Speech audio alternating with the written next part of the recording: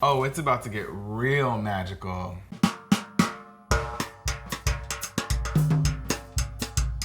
I'm Sara. Oh my God. And I'm Curly. Whoa. And we're fascinated by religion. Today we're going to learn about Wicca and participate in a Wiccan ritual that'll hopefully give us more success in our careers. Today, Yes. we're gonna start our journey into the realm of witches. You know, I'm so excited for this. Oh, I got yeah? extra crystal to put a little feather in, and I was like, yes. I don't know anything. I know about like pointy hats, cauldrons. I don't think any of that's real. Yeah, yeah. It could very well be real. It could be real. Yeah. I treat it as like a connection to the earth. We're homies. Like, I look at these trees and I'm like, I got you and you got me, and I know it. Before the ritual, we wanted to get some background information on Wicca. So we traveled to the Green Man in North Hollywood to talk to an expert.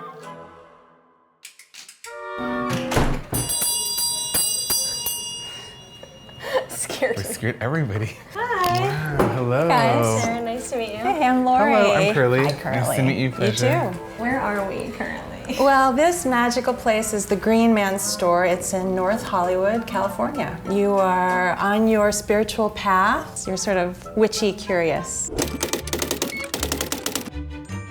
1950s. Okay, Gerald Gardner in England had his Wiccan tradition, so Wicca. 50s and 60s, it started to come into the United States. Paganism it's become an umbrella term, and Wicca has also become an umbrella term. And the past few decades, you have the Dianics, you have earth-based spirituality, you have the reclaiming tradition. Can I get some water really fast? yeah, I'm sorry, before you answer that. I can just feel like my throat itchy. So, Do you care if I keep drinking water while we're doing No, this? that's Okay, fine. Here's some other basic Wicca info. #WickFo. JK, that's stupid, I'm sorry. Wiccans believe in the existence of magic, and that by practicing magic through rites, spells, and potions, they can affect change. Many Wiccans live by an ethical code called the Wiccan Rede that states, "And it harm none, do what ye will." Many are pan or polytheistic and recognize the goddess and god among many other deities. Wiccans with shared beliefs form covens with whom they practice. Beliefs, practices, and structure can vary drastically across covens. So every crystal has a different quality or essence. You can charge these are like a kind of a neutral. You can charge these up with your intention on the full moon. how do you charge them? First you- Again, first I you- know zero things about what's happening. First you need to clean it, so you can put it in a bowl of salt water under the full moon. You can clean it by air with incense or sage, and you charge it up using your magic and your personal juice. Your Yeah. juice. Your juice. I got a lot of personal juice. You do, I You can do. see that. So pendulums are part of divination. So you have to sort of tune in, get quiet, and you're basically telling the pendulum what is a yes and a no. This is a yes, and then the pendulum, and this is a no. So then when you're going to the health food store and you have to decide what kind of vitamin C you want to get and which one is better for you, you can Take out your pendulum in the store, and you're like, Yeah. Every candle has a different color, and you've got two-tone candles. Yeah, what are you've these? got cats down here. two-toned ones. Well, this is what you are, absorbing or you're releasing, and then this is what you're bringing in. There's also some, Phallic candles. there's some phallic candles as well. I didn't see those at first. What would you use a penis candle Yeah. for? We're just gonna ask. Yeah. What do you think we would use a penis candle Well, for? I don't know, because I could be like, I would love to kill his boner if I'm mad at him. Think about the driving primal force of masculinity that is represented in that phallic symbol. Wizards aren't a thing, right? That's not real. And what are wizards? So what do wizards come into play? What do you- It's all real, Sara. What I'm Wait learning is outside. How does this work? Do you eat it? Do you burn it? Do you smoke it? You can burn it. Root, stem, leaf, branch, berry. Can I rub this on me? Sure. Eat Like the the prosperity. prosperity. There's nothing left. Dragon's blood is very powerful to heal cuts. What about for like hangnails? Yeah, probably. That's a common These problem. are real questions. It seems like a lot of work, and I watch too much television to have time to do this That's stuff. what I feel like too. I got the crystal, and then I also got an incense burner.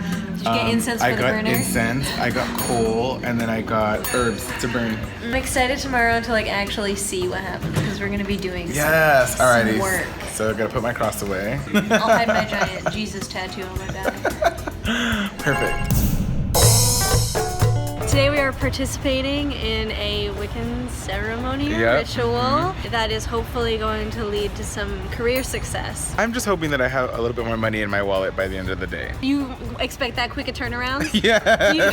I believe in miracles. I want to be like a savant at, you know, being a witch. I'm nervous that I'm gonna get the church giggles while I'm there. Well, hopefully that doesn't happen today. To prevent making complete fools of ourselves during the ritual, we enlisted a little help. I'm Yvonne Conway Williams. I have actually been practicing witchcraft since 1982. I'm an ordained elder high priestess in my coven. It sounds very badass. Yeah. The witchcraft was something that I wanted to do to kind of take control of my life. What are some of the most common misconceptions? Let's see, the biggest one I think is that we worship the devil. There are witches who do, but in Wicca, the Christian devil isn't even recognized as an existing entity per se. So now we're gonna get ready for this ceremony. We're gonna get ready. This ritual. Okay, all right. It's gonna be amazing. Is there anything that we should know? Always go clockwise. The energy that we're gonna, Are we now, after the ceremony, close to being witches? You've now had experience, but a lot of traditions, it'll be like a year and a day studying. Oh, I'm gonna get to work.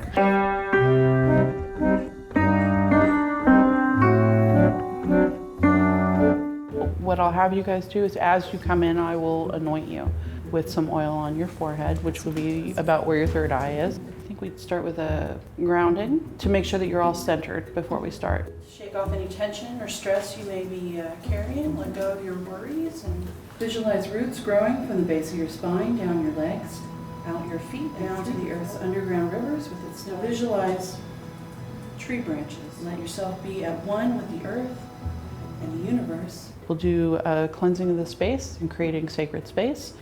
Earth and water, by casting thee, no spell or unknown hindrance be, except in true accord with me. And as my will, so mote it be.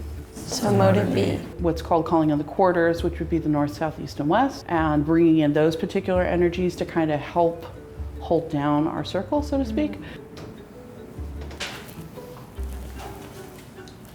Hail ye lords of the western quadrant. I do summon, stir, and call you up that you may bear witness to this rite and lend your protection in the west. And then I'll do what's called casting the circle. And casting the circle is creating an energetic barrier. We'll raise a cone of power to kind of raise more energy. Feel the energy rising up through your roots, past the underground rivers, rocks, and soil back until it hovers at the bottom of your feet. Feeling the energy moving around, passing around faster and faster. Now, as if it was a blanket, disconnect it from your hands.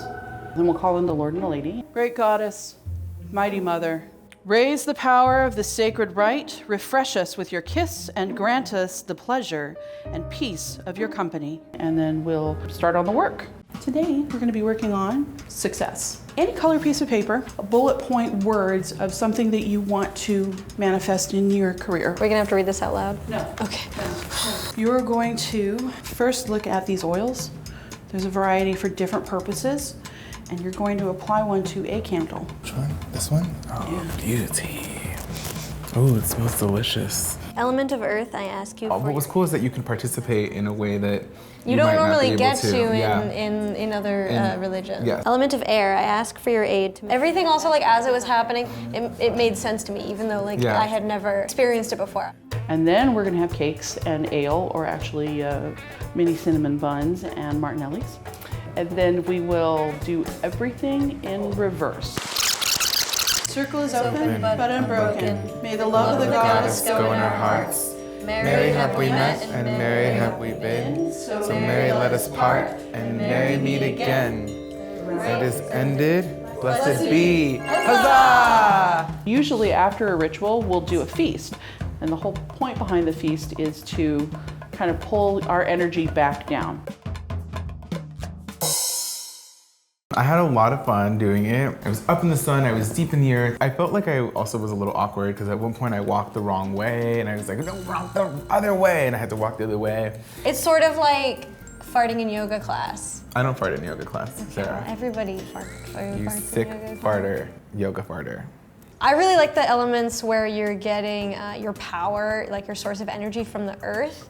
That part really spoke to me because I think nature is like the greatest source of power in, the world. People thinking that there's something going on, whether it be like satanic or like evil, that's like a really common misconception. And I think it's definitely just more about your own energy. It felt great. It actually felt like just a nice positive ceremony that we were just sharing with friends. And you get like a fun snack at the end.